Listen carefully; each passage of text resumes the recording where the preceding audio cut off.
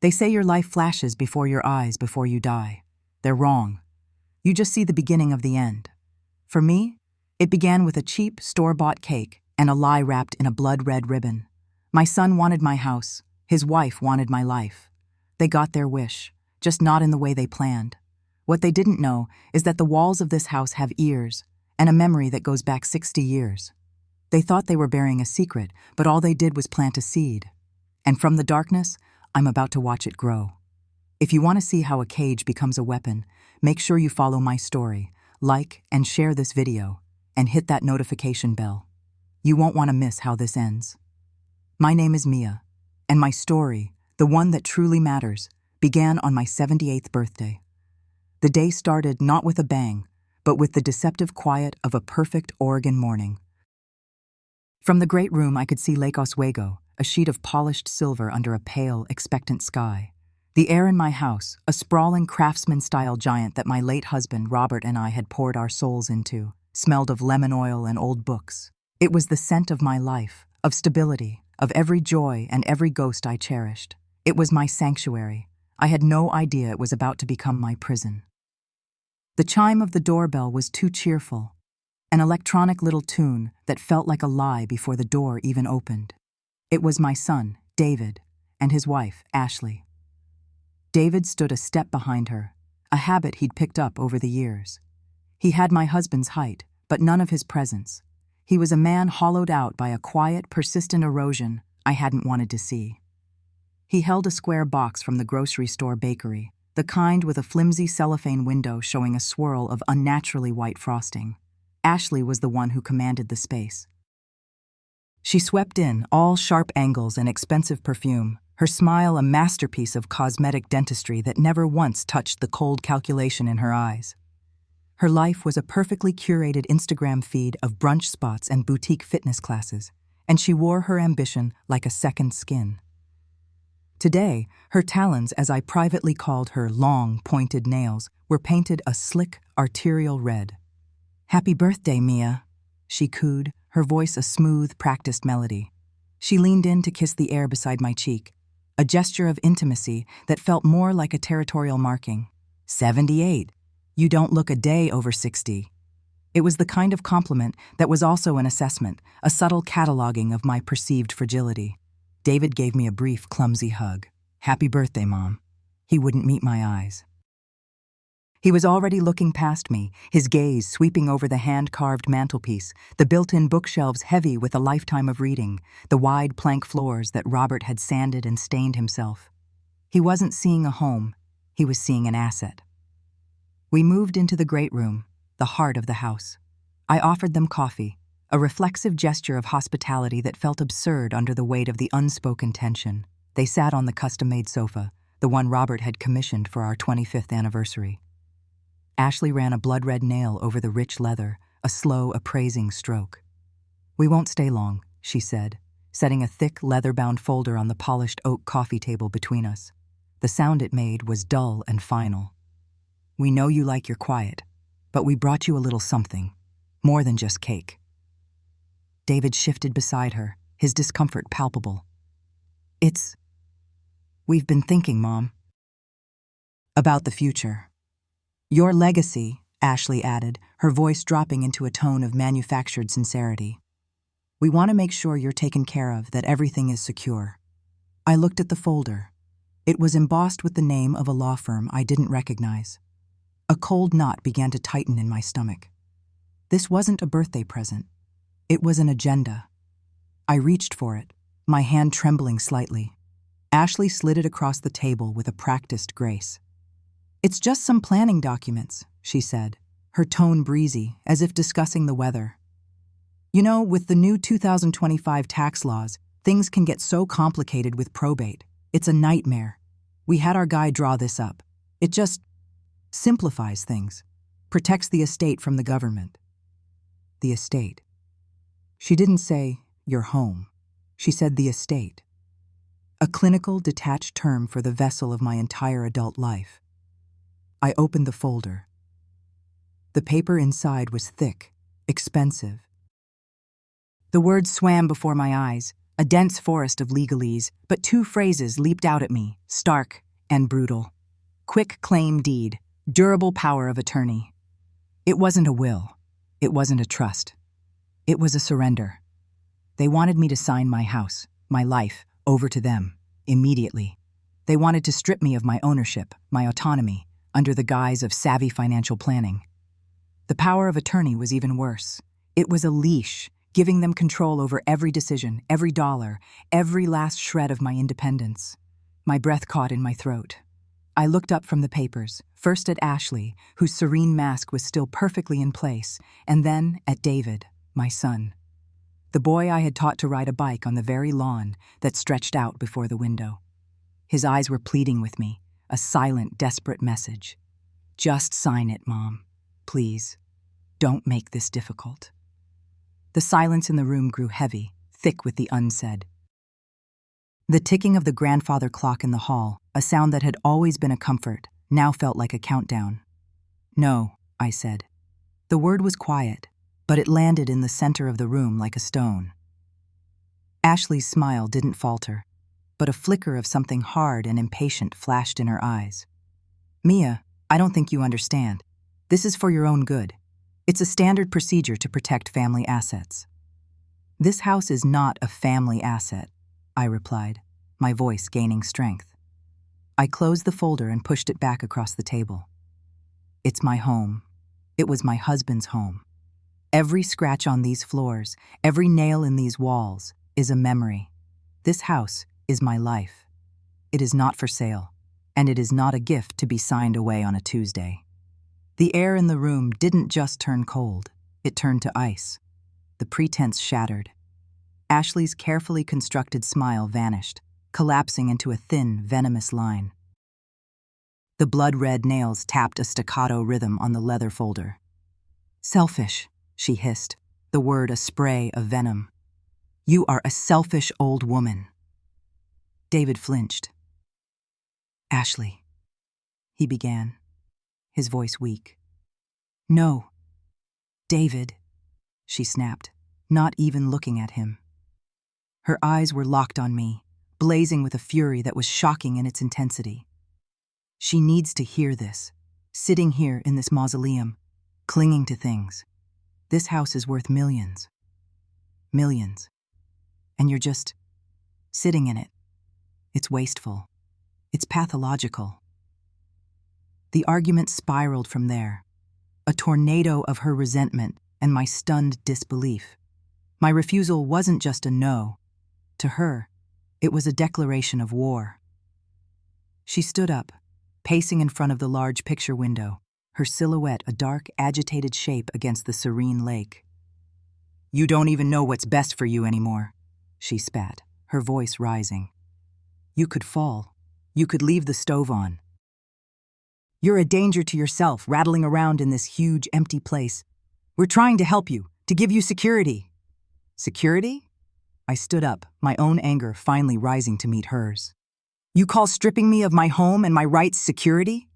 This is not about my safety. This is about your greed. I looked at David, who had shrunk into the cushions of the sofa, the picture of uselessness. David, say something. Tell your wife that she will not speak to me this way in my own home. He finally looked at me, his face a miserable portrait of conflict. Mom, she has a point. It's a big house. Maybe it's time to consider something smaller, more manageable. His words were a betrayal, far deeper than Ashley's open hostility. He had sided with her. He saw me not as his mother, but as an obstacle, an inconvenient, aging problem that stood between him and his inheritance. I am not a problem to be managed, I said, my voice shaking with a cold fury. This conversation is over. I want you both to leave. I turned to walk away, my intention to go to my bedroom, to shut the door and reclaim some sliver of my violated peace. But Ashley moved with surprising speed.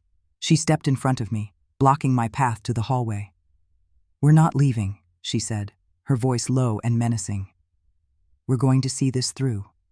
For your own good. For your own good, Mom, David mumbled from the sofa, the words a hollow echo. He couldn't even stand up. He couldn't even look at me as he parroted his wife's poison. That was the moment everything changed. The moment the battle of wills became a physical assault. Ashley grabbed my upper arm. Her grip was like a vice, her long nails digging into my skin through the sleeve of my cardigan.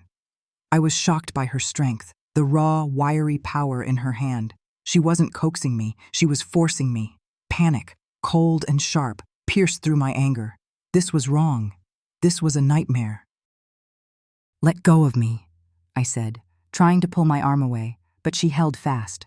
She didn't steer me toward my bedroom. She didn't steer me toward the front door. She turned me, with a brutal efficiency, toward the heavy oak door that led to the basement. "What are you doing?" I cried out, a wave of confusion and pure terror washing over me. The basement was cold, musty, a place for storage and old ghosts.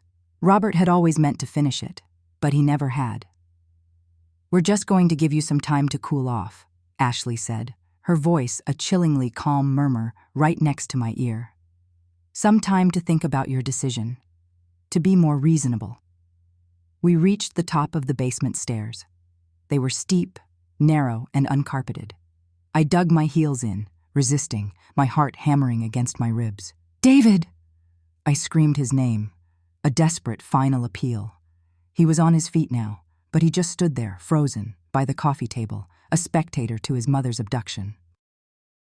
His face was pale, his eyes wide with a dawning, impotent horror. He did nothing, and then it happened. With a sudden, violent shove from Ashley, my balance was gone. One foot slipped off the top step. My body pitched forward into the dark, open maw of the staircase. I remember a sensation of weightlessness, a brief, sickening lurch of the world, tilting on its axis. My hand scrabbled for a railing that wasn't there. I tumbled, not gracefully, but in a chaotic, brutal cascade down the steep wooden stairs.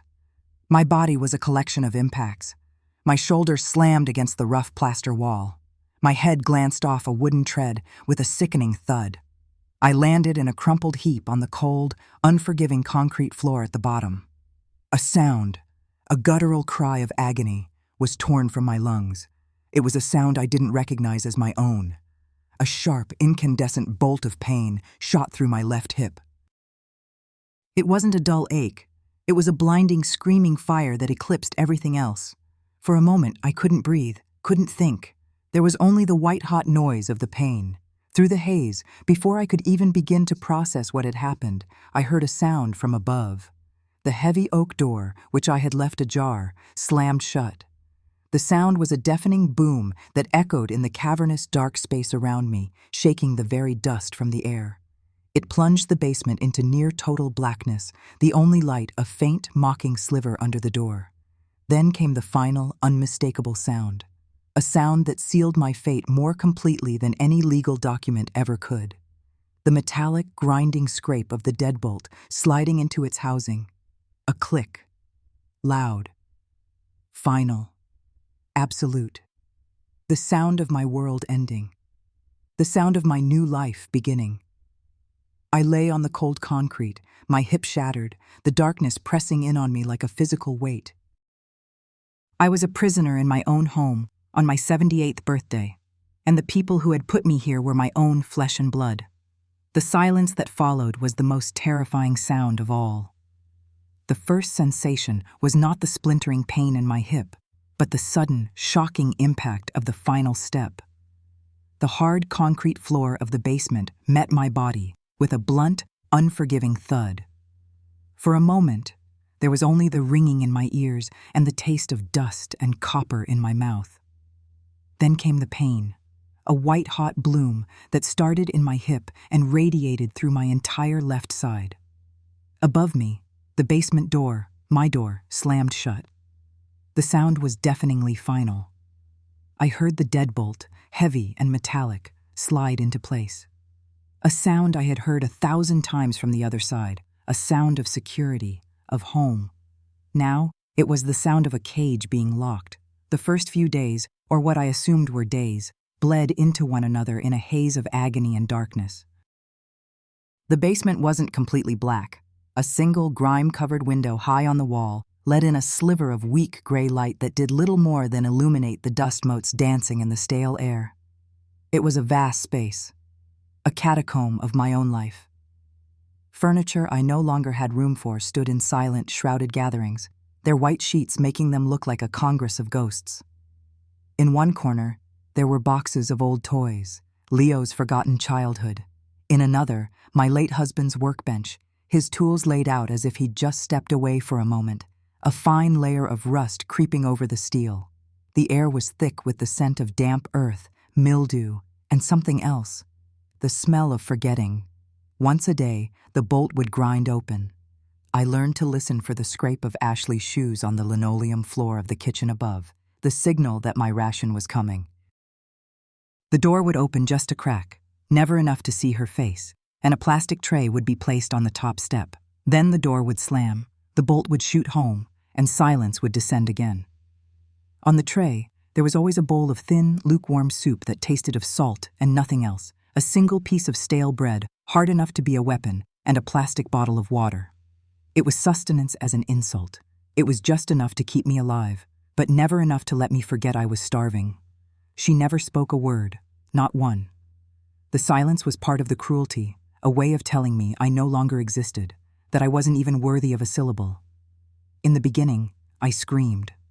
I screamed until my throat was a raw, shredded mess, and my voice was nothing but a pathetic croak. I screamed for David, for my son, believing he couldn't possibly know the true extent of this, that he would come for me. The house absorbed the sound. I banged on the thick oak door until my fists were bruised and my knuckles bled, the impacts echoing uselessly in the cavernous space. Nothing. It was as if I had been completely erased. I could hear them above me, their footsteps a constant, torturous reminder of the life they were living in my place. The heavy tread of my son, the sharp, impatient click of Ashley's heels. I heard the television, the murmur of their conversations, the clatter of cutlery on my plates. They were eating my food, sleeping in my bed, living my life, while I was buried alive beneath their feet. The pain in my hip was a roaring fire, but it was a dull ache compared to the torment of being rendered invisible. I was a ghost in my own home, haunting the foundations while the living danced on my grave. The darkness and the silence began to work on me in a different way. When the screaming stopped, when my body was too weak to beat against the door, my mind, with nowhere else to go, turned inward. It started to dig. It burrowed down through the compressed soil of 60 years, past memories I had deliberately paved over, and found a root, a name. Clara. The darkness of the basement was a perfect mirror for the darkness I had carried in my soul for a lifetime. In the suffocating quiet, her face began to appear on the back of my eyelids. My younger sister, Clara of the wild dark hair and the laugh that sounded like wind chimes. She was the beautiful one, the gentle one, the one our father had utterly adored. He always said she had a poet's soul, too delicate for the world. When he died, he left this house, this beautiful house on the lake, to both of us, jointly. But I didn't want to share. I saw the house not as a home, but as a throne. I was the practical one, the ambitious one. I deserved it. So I began my campaign. It was quiet, insidious. A war fought with whispers and feigned concern. I started small. I'd hide her favorite brooch, then help her search for it for hours, sighing about her growing forgetfulness. "Oh, Clara, you'd lose your head if it wasn't attached," I'd say. And she would laugh, a little sadly, and agree. I started talking to her friends, our mutual friends, planting seeds. "I'm so worried about her," I'd confide over coffee. "She's been having these episodes, so emotional, she forgets things. It's like she's drifting away." I painted a picture of instability, of fragility, of someone who couldn't be trusted with her own affairs, let alone half of a valuable piece of real estate. The final act was a masterpiece of cold, calculated betrayal. I used my charm, a tool I had sharpened my entire life, on Dr. Albright, a family friend and our physician. He was an older man, susceptible to a pretty young woman's tears. I invited him for dinner. I told him stories, weaving a tapestry of Clara's supposed decline. I told him she was a danger to herself. I cried. And I begged him to help me, to help her. "She just needs rest, doctor," I pleaded, my voice breaking artfully. "A place where she can be safe. It's for her own good. She's just not capable of managing her inheritance, of managing her life." He believed me. Of course he believed me. A week later, 2 men in white coats came to the house. I can still see the look of utter confusion and betrayal on Clara's face as they led her away. She didn't fight. She was too gentle to fight. She just looked at me, her eyes asking a question I refused to answer. She was committed to a private sanatorium, a pretty prison for inconvenient women. With her declared mentally unfit, I became the sole owner of the house. I got what I wanted. Down here, in the cold and the dark, the guilt was no longer a distant echo. It was a physical presence, a monstrous thing I had starved for decades, and it was now feasting on my soul. The damp chill of the basement felt like the chill of my own heart, 60 years ago. I was trapped in a prison of my own making, a perfect, symmetrical hell. One afternoon, I dragged myself close to the door, pressing my ear against the cold wood, hoping to steal some warmth, some sound, some proof that the world still existed. That's when I heard her voice, sharp and clear from the kitchen directly above.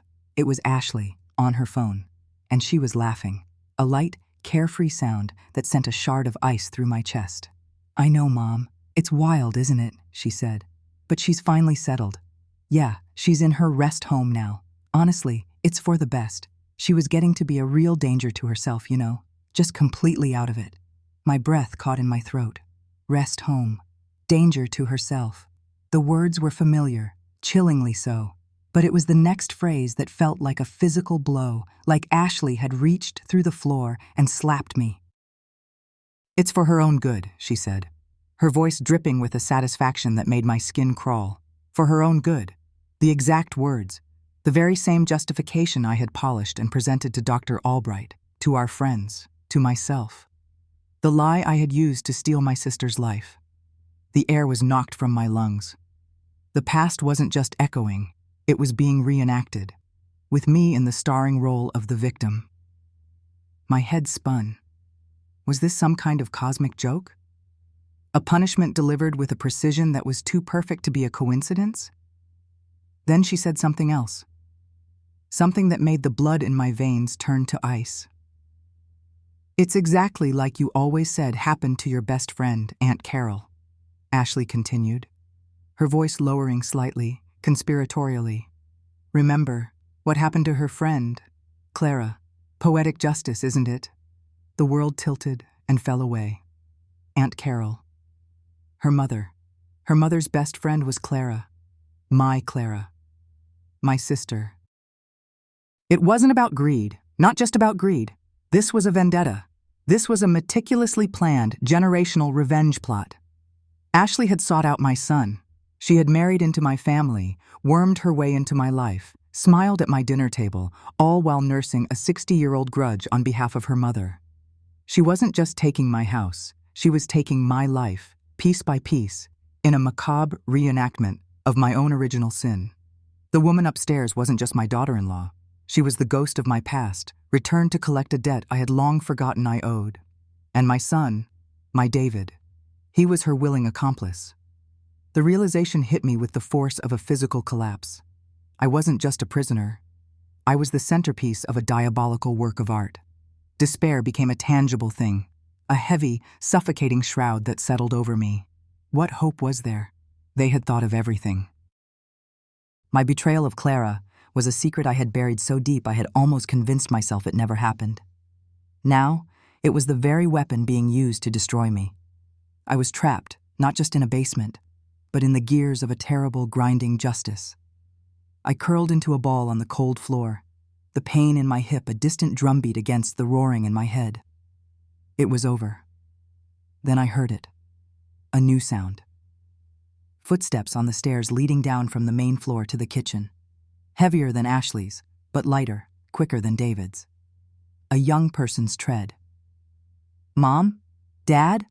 a voice called out. "Leo, my grandson." A boy I barely knew.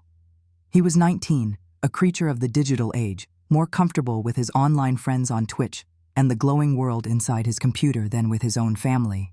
When he did visit, he was polite, but distant, his face perpetually illuminated by the screen of his phone. "Where's that old Atari console?" he asked. His voice was muffled, coming from the top of the basement stairs. I thought it was in the basement. A buddy of mine on Discord will pay a fortune for a vintage 2600 in good condition. Ashley's voice cut through the air, sharp and cold as glass. Grandma took it with her to the facility in Arizona, Leo. She got all sentimental. Said she wanted it for the common room. A lie. So smooth, so practiced. And don't even think about going down there. We had a plumber in last week. The whole place is full of black mold. Seriously dangerous. I heard Leo sigh. Seriously? The Atari? Okay, whatever. His footsteps started to move away. He was leaving. My one chance, my only link to the outside world, was walking away. A surge of something hot and powerful, something other than despair, shot through me. It was adrenaline. It was rage. It was the primal, desperate instinct of a cornered animal. My eyes darted around the dim space, landing on my husband's workbench. Lying there among the rust was a short, heavy length of iron pipe. I scrambled, ignoring the screaming protest from my hip. My fingers, stiff and clumsy with cold, closed around the pipe. It was heavy, solid. As I heard Leo's footsteps reach the kitchen floor, I crawled toward the wall where I knew the main water line ran. I raised the pipe, my arm trembling with the effort, and with every ounce of strength I had left, I swung it. Clang! The sound was shockingly loud, a deep metallic concussion that vibrated through the floor and echoed through the house. It was a raw, primitive sound, a sound that did not belong. Silence. Then I heard Leo's voice, closer now. Whoa, what was that? It's just the pipes, son. David's voice boomed, too quickly, too loudly. This old house, always settling. But I had seen the flicker of doubt in Leo's tone, heard the pause before his father answered. He heard it. It wasn't just a noise. It was a signal. It was a dot, a dash, a single desperate plea sent out into the void. He was my digital ghost, my grandson who lived in a world of signals and streams, and I had just sent him my first message. A flicker of hope, fierce and defiant, ignited in the cold darkness of my chest. That single metallic clang changed everything. The knowledge that Ashley's cruelty was not random, but a meticulously crafted revenge, and the faint, flickering hope that Leo had heard something wrong. It was like a chemical reaction in my soul. The despair didn't vanish, but it crystallized. It hardened. My fear, which had been a suffocating fog, was replaced by a cold, clear, calculating rage. I was no longer a frail old woman whimpering in the dark. I was a player in a game I hadn't known existed, and I had just been dealt my first card. I stopped thinking like a victim and started thinking like the woman who had designed this prison in the first place. My husband, Robert, and I had renovated this house ourselves, from the foundation up, over 40 years ago. I knew every beam, every nail, every shortcut and secret. I knew its bones. My mind, now sharp and focused, began to walk through the blueprints I still held in my memory. The living room, the kitchen, the bedrooms, and the basement. We'd turned it from a damp cellar into a proper laundry and storage space. As I lay on the floor, my eyes tracing the path of the pipes along the ceiling, a memory surfaced, hazy at first, then snapping into sharp focus. Behind the towering stacks of old National Geographics that Robert could never bear to throw away, in the corner we used for laundry, there was a panel, a square of plywood, painted to match the wall.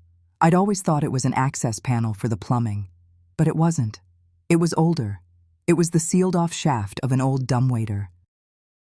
A relic from when the house was first built, running from the original basement kitchen straight up to the pantry on the main floor.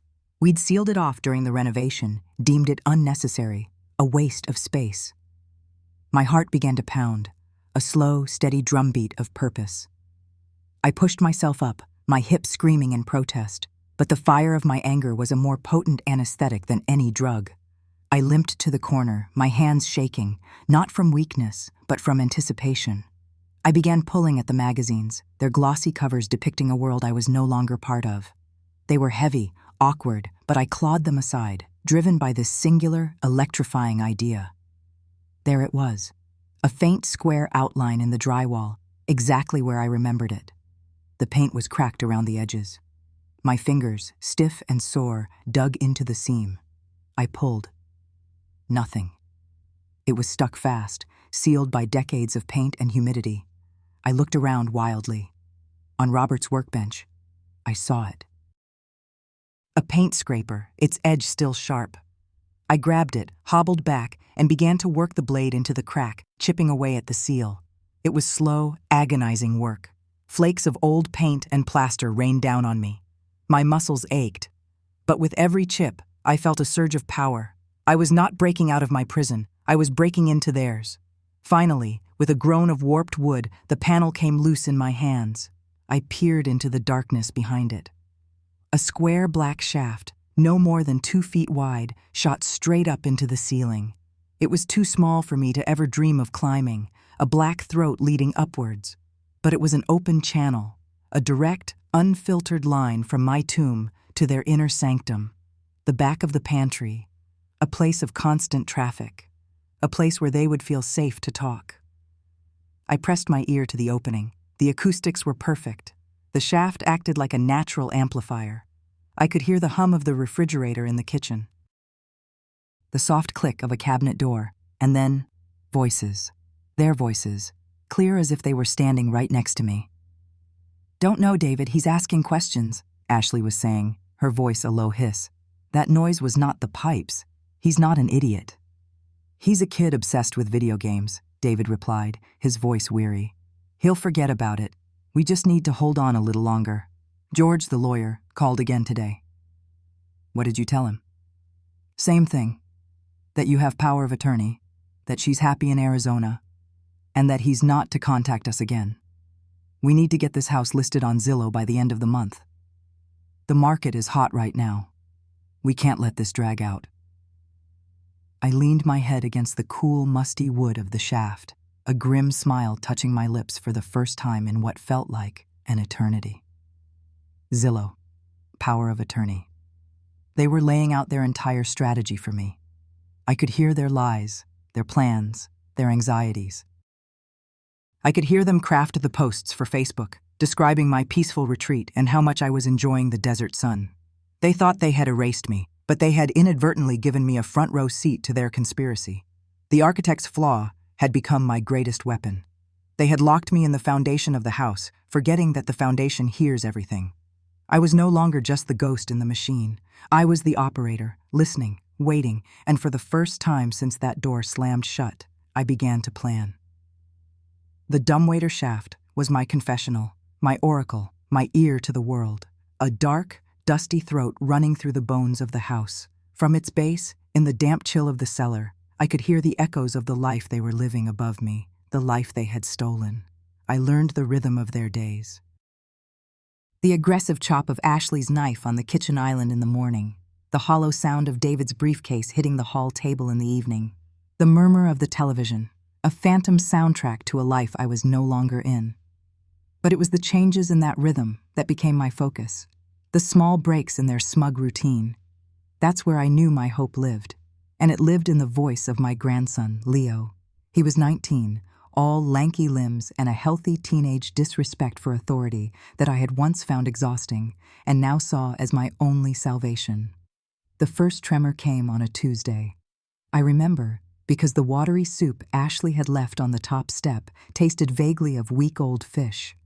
I was huddled by the shaft, my ear pressed to the cool, grimy wood of the dumbwaiter door, which I'd managed to pry open just a crack. "I don't get it." Leo's voice drifted down, tight with frustration. "Why can't I just FaceTime her? She loves FaceTime." "She always wants to see the dog." Ashley's reply was smooth as poison, a practiced, patient tone that set my teeth on edge. "Leo, honey, we've been over this. The reception at the new place in Arizona is terrible. It's a quiet community. They discourage a lot of tech. It's for her own good, to help her disconnect and relax." "It's weird," he insisted. "She'd call. She'd find a way to call. She'd send a postcard. Something." "She's settling in," David's voice chimed in, weaker, a hollow echo of his wife's. "Give her time, son. It's a big adjustment." I heard Leo sigh, a gust of youthful impatience. The conversation moved on, but it was a start, a seed of doubt. I had gambled my last reserves of faith on that boy's innate skepticism, on his memory of the grandmother who would never, ever go silent without a fight. The second tremor was stronger, a jolt that ran right through me. A week later, I heard Leo's voice again, sharp with accusation. "Okay, this is actually messed up," he said. I could picture him standing in the kitchen, phone in his hand, his brow furrowed. Why is Graham's stuff on Facebook Marketplace? Her vintage gardening tools? The hand-painted ones from Germany? It says the seller is in Lake Oswego. A dead silence. The hum of the refrigerator seemed to roar up the shaft. "Ashley?" he pressed. Her voice, when it came, had a brittle edge. "Oh, that? Your grandmother asked me to sell a few things for her, to, simplify. She doesn't have the garden space in Arizona. It's all rock landscapes, very modern. She would never sell those." Leo's voice was flat. "Grandpa Robert gave them to her. She told me the story 100 times. She said she'd be buried with that trowel." "People change their minds when they get older, Leo," Ashley snapped. "Memories can become a burden. You wouldn't understand." "No," he said, and the word was cold, final. I guess I wouldn't. From that day on, the tenor of their arguments changed. They became more frequent, more hushed. I would hear Leo's pointed questions, and then the low, urgent murmurs of David and Ashley trying to get their stories straight. They were so arrogant, so cocooned in their web of lies, that they never imagined the threat was living under their own roof. They never imagined their own son was sitting at the dinner table, his phone resting innocently beside his plate, the small red light of a recording app blinking silently. He was documenting every contradiction, every flimsy excuse, every slip of the tongue. He was building a case, a digital archive of their deceit. From the darkness of the basement, listening to the disembodied sounds of their lives, I had found my agent, my unwitting spy. The first thread of their ruin had been pulled, not by me, but by the love they had so carelessly underestimated. My hope was no longer a passive, flickering candle flame. It was a fuse, and Leo had just lit it. The digital whispers Leo was collecting were invaluable, but they were ethereal, words on a recording. I needed to give him something solid, something from me, a physical object that screamed my presence, that bridged the gap between his world of light and my world of shadow. It had to be undeniable. It had to be a message from the tomb. My prison was a museum of my forgotten life. Dusty canning jars, stacks of old magazines, a broken rocking horse from David's childhood that now looked like a skeletal creature in the gloom. My eyes scanned the shelves, searching for a vessel, and then I saw it. Tucked behind a stack of old paint cans was a single dusty bottle of my husband Robert's homemade blackberry wine. From the last batch he ever made, the year before he passed. Its label, a simple piece of paper he'd glued on himself, was yellowed and peeling at the edges. Robert's Reserve, Summer '08. My heart ached. It felt like a desecration to use it, but Robert would have understood. He would have smashed every bottle in the cellar himself to get me out. The tool was easier. The old coal furnace, long dormant, sat in the corner like a slumbering iron beast. I chipped a piece of charcoal from its belly. It was gritty and black in my palm. My hands, thin and trembling from cold and weakness, felt clumsy. I rested the bottle on a crate, using the faint light from the single bare bulb dangling from the ceiling. Leaning close, the smell of dust and damp earth filling my nostrils, I began to write on the peeling label. The charcoal was rough against the brittle paper. I had to press hard, my knuckles white with the effort. Every letter was a monumental act of will. I kept it simple, a telegram of desperation. Basement. The first word, the fundamental truth of my existence. Not a Z. The lie exposed. Ashley knows Clara. The bombshell. The motive. A name I hadn't spoken aloud in 60 years. A ghost whose presence had filled this house long before I was locked in its cellar. It was the biggest gamble. Would Leo even know who Clara was? I had to trust that the name, so alien in our family's carefully curated history, would be a red flag he couldn't ignore. Get George. The instruction. George Kelleher. Robert's best friend since they were kids. Our lawyer for 40 years. He was retired now, in his 80s like me, but his mind was still a steel trap. If anyone could cut through Ashley's lies, it was George. I stared at the crude black letters. It felt like the most important thing I had ever written. A message in a bottle, not to be cast into the sea, but to be sent upwards, into the world I'd been banished from. Now came the waiting. The hardest part. I couldn't risk pushing it up the shaft at a random time. Ashley might be in the pantry. She would find it, and my one chance would be gone. I had to wait for Leo. I knew his habits. He was a night owl, a creature of late-night Twitch streams and study sessions fueled by junk food. Around midnight, I'd often hear the pantry door creak open, the rustle of a chip bag, the pop of a soda can. I sat on the cold concrete floor, the bottle clutched to my chest, my ear pressed to the dumbwaiter door. The house above me fell silent. The television went off. I heard their footsteps on the stairs, the closing of their bedroom door.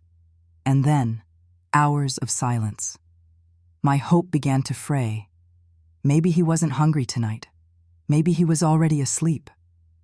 The cellar seemed to grow colder, the darkness more absolute. Then, I heard it. A soft creak of floorboards in the kitchen. The quiet click of the pantry door. It was him. My heart hammered against my ribs. Now or never.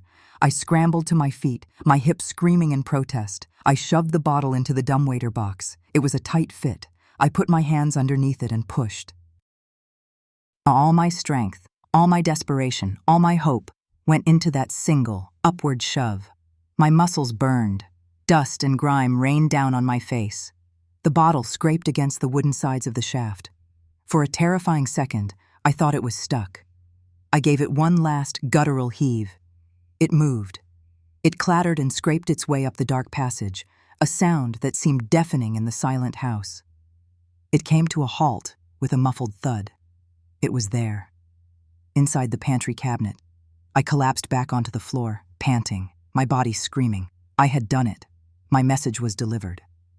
I wrapped my arms around my knees, shivering, and began to pray. I prayed to God, to Robert, to anyone who was listening. Please, Leo, find the bottle.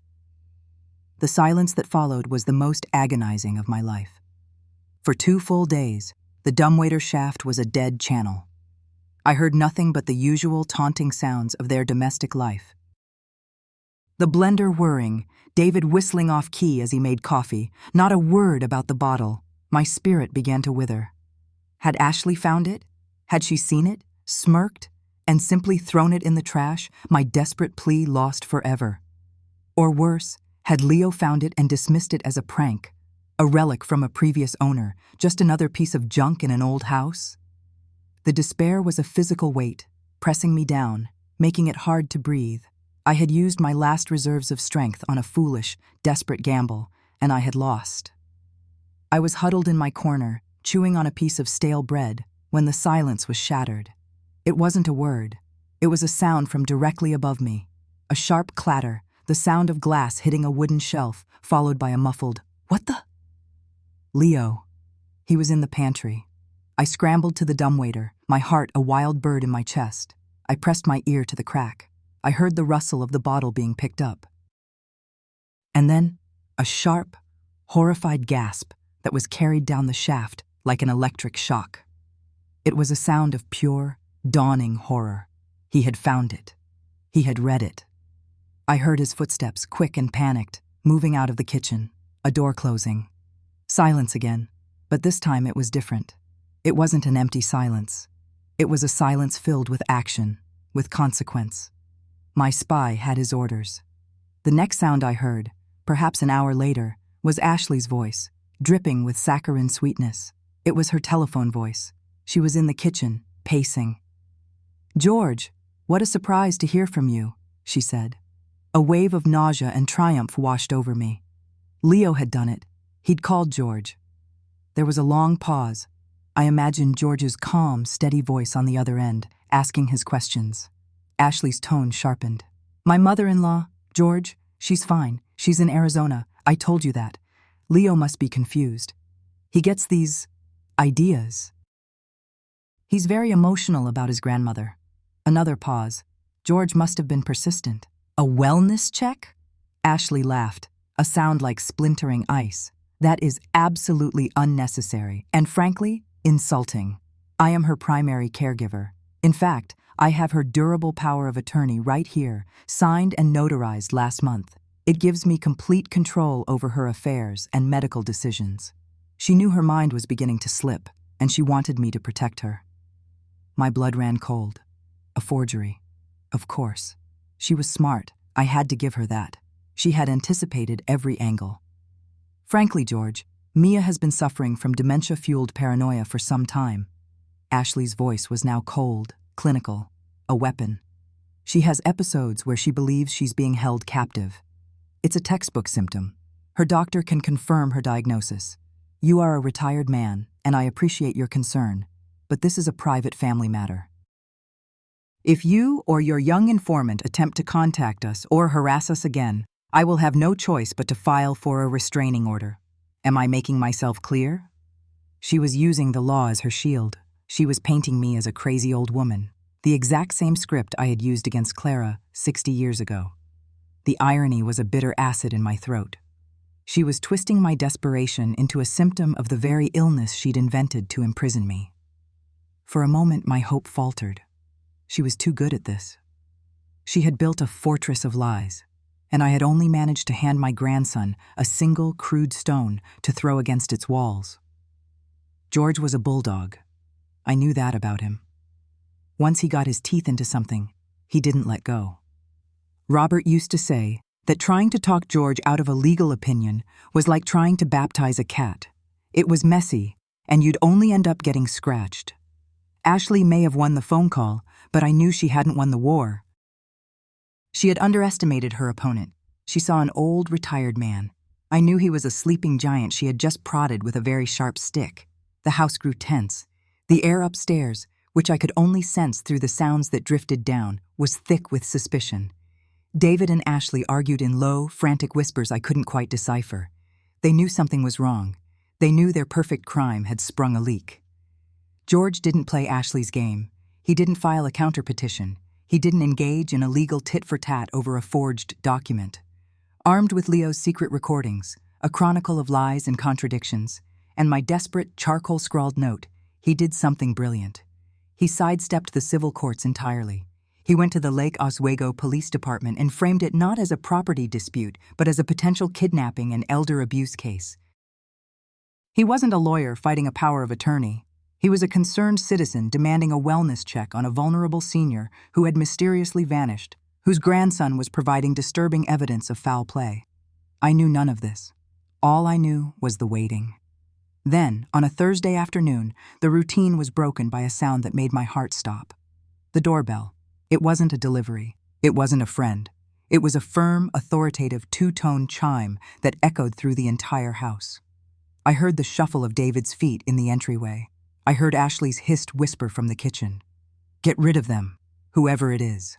I crawled across the cold concrete, my hips screaming, and pressed my ear to the bottom of the basement door. The wood was thick, but voices carried. David Miller? A deep, calm voice. A policeman. Yes? David's voice was thin, reedy. I'm Officer Brennan. This is Officer Schmidt. We're here with Mr. George Kelleher to perform a wellness check on your mother, Mia Miller. Silence. I could feel David's panic through the floorboards. My mother. She's not here. David stammered. She's in Arizona. She moved. We have reason to believe she may still be on the premises, sir. The officer's voice was polite but unyielding. And we have a warrant that allows us to enter and confirm her well-being. A warrant. George, you magnificent old bastard. I heard Ashley's sharp intake of breath, her footsteps, quick and angry, approaching the door. This is harassment. I told him. I have power of attorney. You can't just... Ma'am, the officer cut her off, his voice hardening. We have a warrant signed by a judge. We can do this the easy way, or we can do this the hard way. But we are coming in. The world seemed to hold its breath. I could hear David's ragged breathing. He was the weak link. He always was. He didn't have Ashley's core of pure, cold malice. He just had greed and weakness. "David, don't you dare!" Ashley hissed, her voice a venomous whisper. But it was too late. The authority in the officer's voice had shattered his nerve. I heard a jangle of keys, a metallic scrape against the lock of the basement door, a sound I had dreamed of, a sound that meant freedom, or the final nail in my coffin. A click. The tumblers rolled over. The bolt slid back. The door swung inward, and the sudden torrent of light from the hallway was a physical blow. It was blinding, a searing white pain after weeks of near-total darkness. I threw a hand up to shield my eyes, blinking, my pupils contracting like dying stars. As my vision swam back into focus, the scene at the top of the stairs resolved itself into a tableau of judgment. 2 uniformed police officers, their faces grim and professional. George, standing behind them, his expression a mixture of grim satisfaction and profound sadness. Leo, his face streaked with tears, his eyes finding mine with a look of such overwhelming relief that it nearly broke me.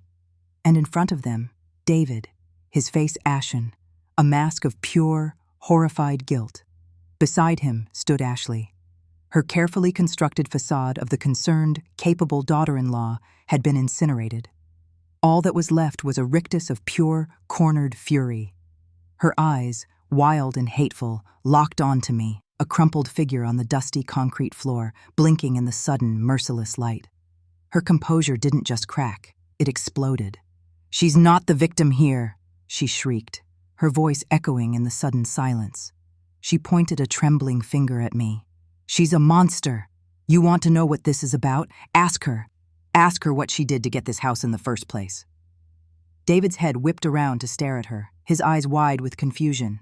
The officers exchanged a look. "Ask her about her sister, Clara." Ashley's voice rose to a hysterical pitch. "The one no one ever talks about. She had her locked away, called her crazy and stole her half of the inheritance. This house, my mother was Clara's best friend. She watched her die in that place, broken-hearted. This isn't about money, it's about justice. She deserved this. She deserved to feel what it was like to be locked away and forgotten." In her panic, in her rage, she laid it all bare. Her entire, twisted motive, confessed in a torrent of self-righteous fury for the police, for her husband, for the world to hear. She had handed them her confession, signed and sealed with her own hatred. David just stared, his mouth hanging open. He looked from his snarling, screaming wife to me, a frail old woman in a filthy dress on a dusty floor. And in that moment, I saw the truth finally land on him. Not the truth about me and Clara, but the truth about the woman he married, about the crime he had committed, about the inheritance he had sacrificed his own mother for. I saw the entire rotten structure of his life collapse in his eyes. It was over. The lock was broken. The whispers were over. The screaming had begun. The police cars pulled away, their flashing lights shrinking into the gray Oregon drizzle until they were just silent, blinking stars that vanished from view.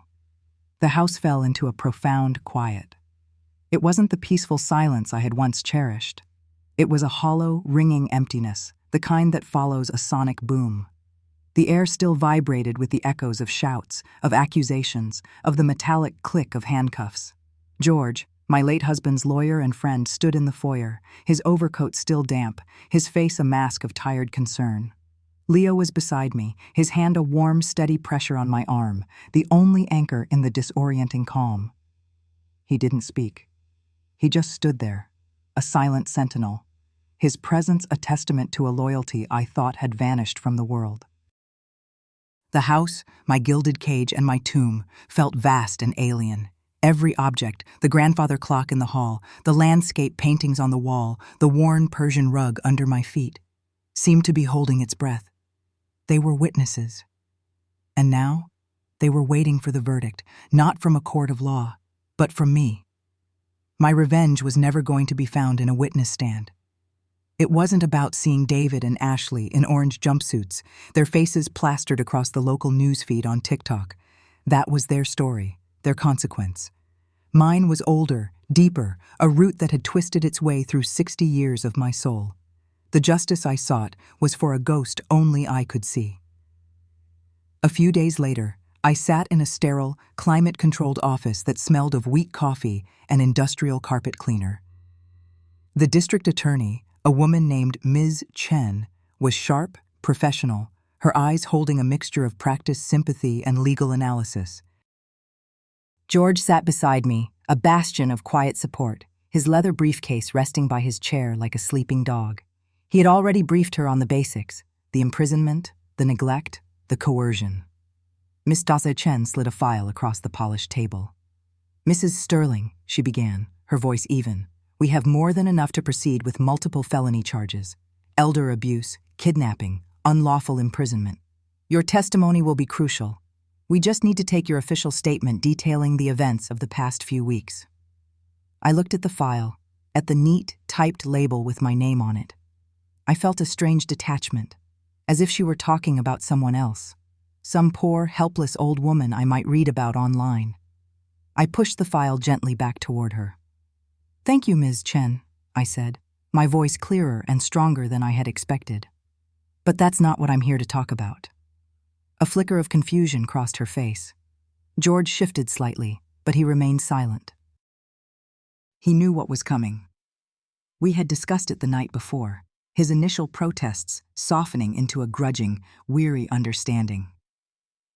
"I am here," I continued, folding my hands on the table, my gaze unwavering, "to give a full, voluntary confession to a crime I committed 60 years ago." The air in the room changed.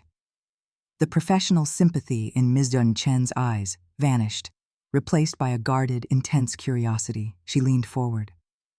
"A confession? To what?" And so I began. The words, locked away for 6 decades, came out not in a flood of guilt, but in a cold, clear, orderly procession. It was as if I were reading an inventory of a ruined life. "It concerns my sister, Clara," I said. "This house, the one on the lake, it was meant to be ours. Both of us. Our parents left it to us jointly in their will. I was 21 and she was 19. I described Clara, not with the flowery language of a eulogy, but with the stark details of a police report. Her creativity, her spirit, her trusting nature. And then I described my own ambition, a thing so sharp and rapacious, it felt like a separate entity living inside my skin. I wanted the house, all of it. I didn't want to share its light, its prestige, its future. I wanted to own it, to be its sole mistress. Clara was a free spirit, I said, the words tasting like ash.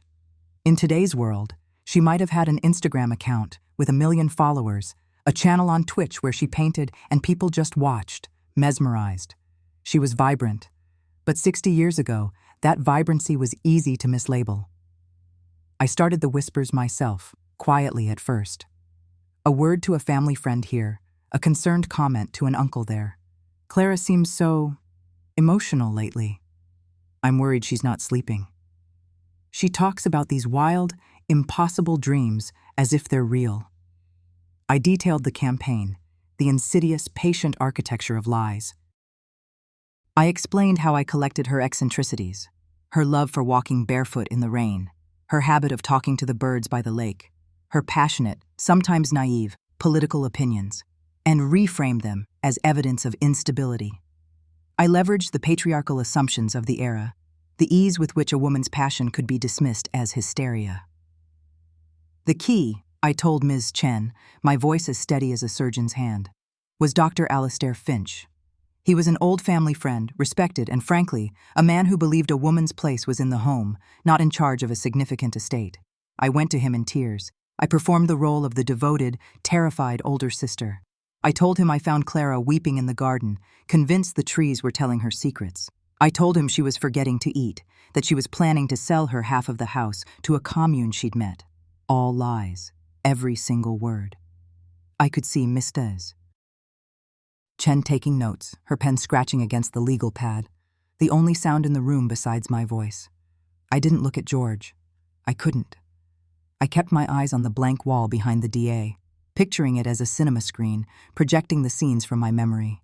He believed me, or he wanted to. It was simpler. I convinced him to make a house call. I prepped Clara, telling her Dr. Finch was coming to check on a persistent cough I claimed to have. I orchestrated the entire encounter. When he asked her about her future, she spoke excitedly about traveling, about art, about living a life unbound by convention. I had framed it so perfectly that he heard not youthful optimism, but manic delusion. He recommended a period of rest and observation at a private sanatorium. Belle Reve. I let the name hang in the air. It was a beautiful place, of course, not a snake pit. That was part of the cruelty. It looked like a resort. It made the lie easier to swallow for everyone else. I told them all the same thing. It's for her own good. It's what's best for her. The exact phrase Ashley used when she was lying to her friends about my trip to Arizona. The exact phrase she used when she told David we needed to lock the basement door. She learned the script from a story her mother must have told her, a story I wrote 60 years ago. I paused, took a sip of water. The plastic cup was cool against my lips. I visited Clara once at Belle Reve. She begged me to take her home. She said they were giving her medication that made her mind feel like fog. She wasn't crazy when she went in, but I have no doubt a place like that could have made her so. I told her to be patient. I told her I was managing everything. Then I went to see a lawyer. With Dr. Ian Finch's signed assessment, I petitioned the court to be granted sole conservatorship over my sister's affairs. The court declared her mentally incompetent.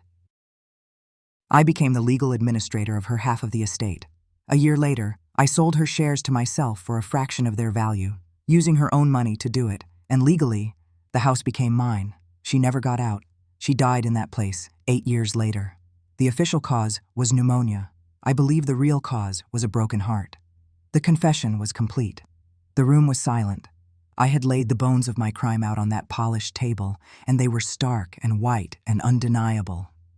Miss Chen finally looked up from her notes, her expression unreadable. Mrs. Sterling. The statute of limitations on these actions, financial fraud, wrongful commitment, it's almost certainly expired. There may be no crime we can prosecute. I know, I said. Prosecuting me is not the point. This isn't about sending me to prison. It's about the record. It's about the truth. I leaned forward, my voice dropping slightly, becoming more intense. My daughter-in-law, Ashley, believed she was on a righteous crusade. Her mother was Clara's best friend. Ashley grew up hearing the story of the brilliant, beautiful girl who was stolen away by her greedy sister. Her entire life, it seems, has been a long, slow-burning plot to enact justice for Clara. She wanted to take the house from me, the way I took it from her. She wanted to lock me away, to erase me, the way she believes I erased my sister. I gave a small, humorless smile. My confession doesn't exonerate her. Her actions were monstrous, but it does something far more devastating to her cause. It invalidates it.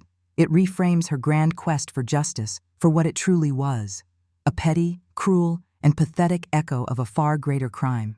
She didn't want justice for Clara. She wanted to become me. She wanted to hold the power I once held. She saw a monster, and instead of slaying it, she decided to mimic it.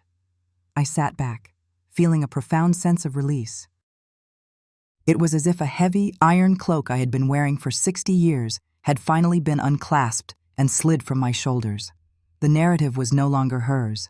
Ashley's story of revenge was now just a footnote in my story of atonement. I had taken it back. I was no longer the victim of her crime. I was the perpetrator of mine, and I was finally facing it. I signed the official statement, my signature firm and clear. As I walked out of the office and into the clean, cool air of the hallway where Leo was waiting, I felt lighter than I had in my entire adult life. The first step was done, but the final act was yet to come. My liberation couldn't end with a confession gathering dust in a file cabinet. It had to be a public act, a demolition. The house, the beautiful, silent catalyst for so much pain, could not be my home any longer. It was a monument to my sin and Ashley's obsession. Its foundation wasn't stone and concrete. It was ambition and grief. George put me in touch with a woman named Evelyn Reed, a top trust and estate lawyer in Portland. She had a sleek, modern office overlooking the Willamette River, a wall of glass that made you feel like you were floating above the city. She was sharp, efficient, and wore a minimalist pantsuit that probably cost more than my first car. She listened intently as I laid out my plan, her pen tapping a rhythmic, thoughtful beat on her notepad. "So, let me be clear," she said, her eyes narrowed in concentration. "You want to amend your will to completely disinherit your son, David." "Completely and irrevocably," I confirmed. "I want it structured so that he cannot contest it on any grounds." She nodded slowly. "It's your asset, your decision. It will be challenged, of course. He'll claim undue influence, or that you're not of sound mind, especially given the recent circumstances. Which is why my confession to the DA is so vital," I countered. "It proves I am of exceptionally sound mind, sound enough to remember, in perfect detail, a crime from 60 years ago. And Leo will testify that I am acting of my own free will. This is my decision." I thought of David. I allowed myself a moment to remember him as a boy, with scraped knees and a trusting smile, holding my hand as we walked by the lake. It was a necessary pain, a final acknowledgement of the boy who was lost, and the man who had replaced him. He had stood by and watched as his wife shoved me down a flight of stairs. He had turned the key in the lock. He had chosen the house, the inheritance, over his own mother. He had made his choice. Now I was making mine. "There's more," I said, and Evelyn leaned forward again. "I want to create a foundation." I laid out the second part of the plan. The name came to me in the dead of night, a whisper in the quiet of my temporary apartment. "It will be called the Clara Foundation," I said, the name feeling solid and real on my tongue. It was finally giving her something permanent, something with her name on it that wasn't a headstone.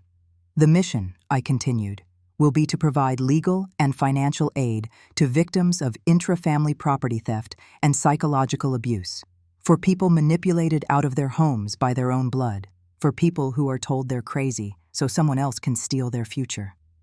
Evelyn's professional facade softened for a moment. She saw the whole picture now. "And the endowment for this foundation?" she asked, though I think she already knew the answer. "Its first and only endowment," I said, "will be my multi-million-dollar Lake Oswego home, and all of its contents. I am giving it all away." The press conference was my idea. It was the only way to make the act final, to cauterize the wound in public. We held it in a rented room at a downtown hotel. It was packed. The local news channels were there, KGW and Cohen, their cameras like big, black, unblinking eyes. There were reporters from the Oregonian, bloggers I didn't recognize, and young journalists live streaming on their phones for platforms I'd only ever heard of. The glare of the lights was hot, but I didn't feel nervous.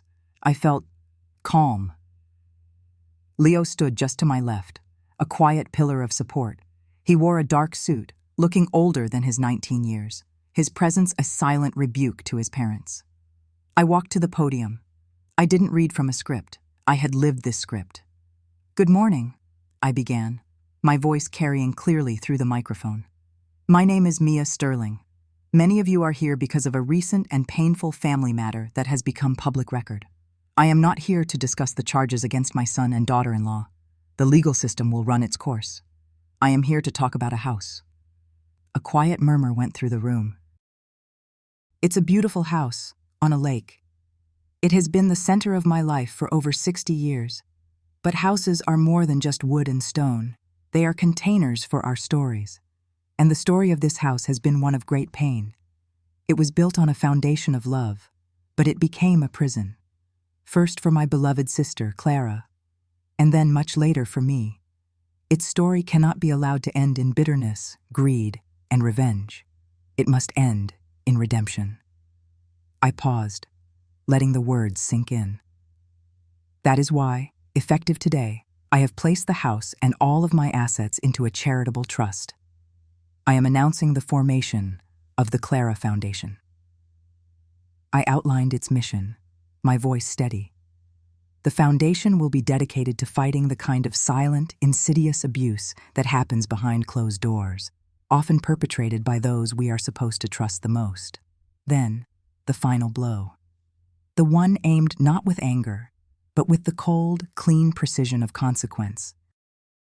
The Clara Foundation's founding endowment will be the Lake Oswego home.